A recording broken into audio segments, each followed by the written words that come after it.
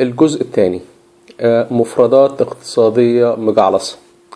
أهلا وسهلا بكم. أهم مصطلح اقتصادي بيستخدمه الجماعة الاقتصاديين هو الناتج القومي الإجمالي أو الناتج المحلي الإجمالي، الGDP. ولو رجعنا لمثال المطبخ اللي ابتدينا بيه امبارح هنقول في كام وجبة اتعملت في السنة اللي فاتت، تكلفتها كانت قد ايه، التكلفة دي داخل فيها المواد الخام، أجر الطباخ، الإيجار، المطبخ، الكهرباء، كل حاجة.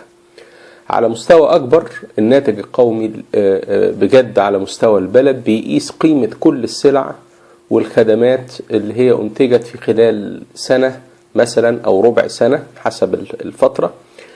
سلع زي الأكل والشرب والحديد والأسمنت، أي سلع، وأي خدمات زي السياحة، زي الطيران، زي الخدمات البنكية.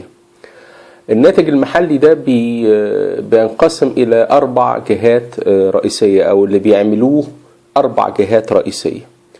أهم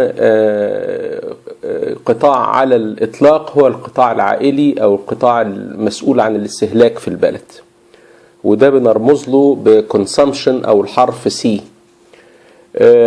القطاع الحكومي برضو هو بيستهلك على الدوام، وإما مباشرة أو عن طريق برامج لتنمية المجتمع زي التعليم والصحة والطرق والأمن والكلام ده كله، وبنرمز له الصرف اللي بيجي عن طريق الحكومة بالحرف جي. قطاع الأعمال الخاص هو المسؤول عن التوظيف والتشغيل والاستثمارات والإنتاج، وده بنرمز له بالحرف بي.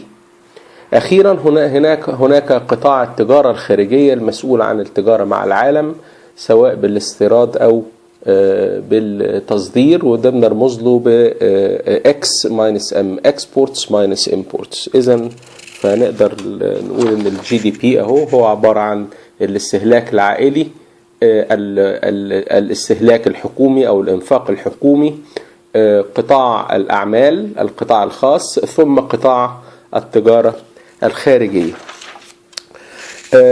ليه بنقول ان هو اهم مفردات الاقتصاد؟ لان لما بنحب نقيس النشاط الاقتصادي في الدولة، هل الدولة دي بتنتج كفاية او ما بتنتجش كفاية بالمقارنة بالسنة اللي فاتت عملت ايه، احنا بنتكلم على الGDP او الناتج القومي، الناتج المحلي الاجمالي.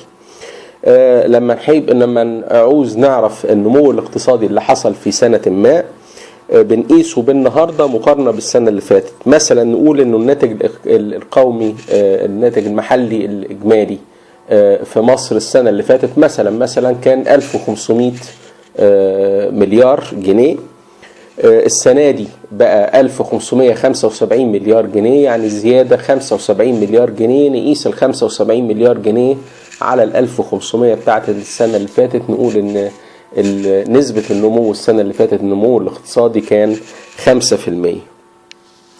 استخدام تاني للناتج القومي المحلي هو ان احنا نقيس حجم ديون الحكومة. احنا بنقول الحكومة دائما مستهلكة، وعادة بتحتاج الى جانب ايراداتها اللي هنتكلم عليها بعد كده محتاجة انها بتستلف. فدايما بنقيس مستوى ديون الحكومة لمعيار محدد هو عادة الناتج القومي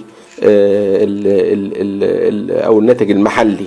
نقول مثلا لو ديون مصر وصل حجمها 1500 مليار جنيه، وده قريب من الرقم اللي موجود حاليا، هنقول ان هو حوالي 95% من الناتج المحلي الإجمالي. آخر استخدام مهم للناتج المحلي هو ان احنا بنقيس العجز السنوي اللي بتستلف في ميزانية الحكومة بيه. يعني مثلا إذا كان العجز السنة دي بين إيرادات الحكومة اللي هي أساسا ضرائب وبين مصروفاتها كان 200 مليار جنيه، وده برضو رقم قريب جدا من الواقع، وكان الناتج القومي المحلي 1500 مليار جنيه، نقول إن نسبة العجز السنوي السنة دي هي 13.3% من الناتج القومي المحلي. يعني ايه كل الارقام والنسب دي؟ نشرحها باذن الله في لقاء قادم اذا كان في العمر بقية، ولا تحرموني من تعليقاتكم. شكرا.